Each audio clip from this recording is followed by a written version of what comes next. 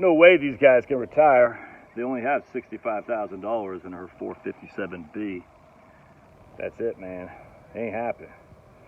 I was just getting done with my walk around the Milton, Georgia park here. Whew, taking a break before I do my sprints, and I'm gonna walk back home. It's a nice day, not too muggy. All right, so I want to chat with you about these people I was talking to yesterday in Tejas. Good people. The guy, self-employed for many, many years. Wife stayed home to raise the kids. Now she works at the municipality, the state of Texas. She's in TRS, Texas Retirement System, which means she doesn't get Social Security.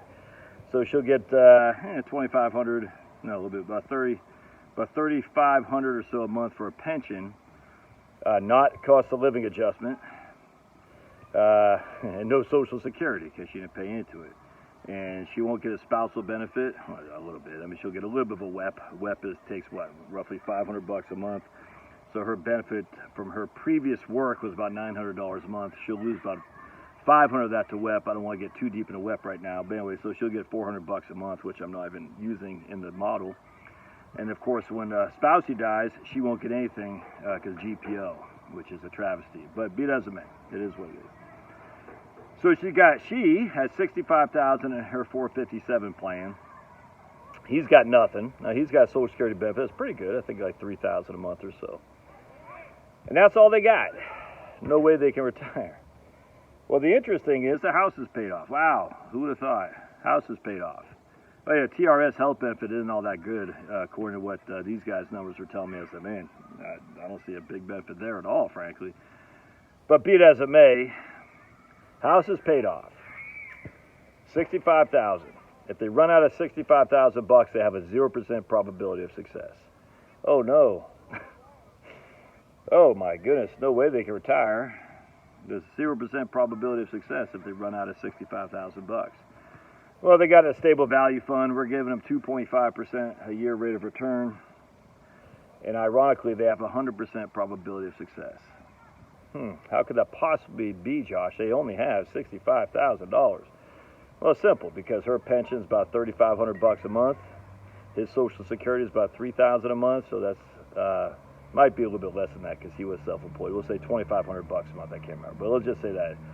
That's $6,000 between them right there. Social Security and a pension. Pension has no COLA. His Social Security does. $6,000 a month. How much they spend? They spend about $3,000 a month, my friends, because the house is paid off. They don't need a new car. Oh, on top of that, what are they going to do? They're going to downsize. They're going to sell their house for $600,000 probably, and they're going to buy a house for $350,000 or so. So they'll walk away with what, $250,000 cash money, and that's including a $50,000 decline in the price of the house that they're going to sell. So now they're going to walk away with $250,000. Was it $250,000 I say, or $150,000? Maybe it was $150,000. I can't remember. We'll split the difference. Say $200,000. So they'll have $200,000 in cash. $65,000 in a 403B or 457, which is sitting in a stable value fund. $6,000 a month of guaranteed income. They spend $3,000 a month.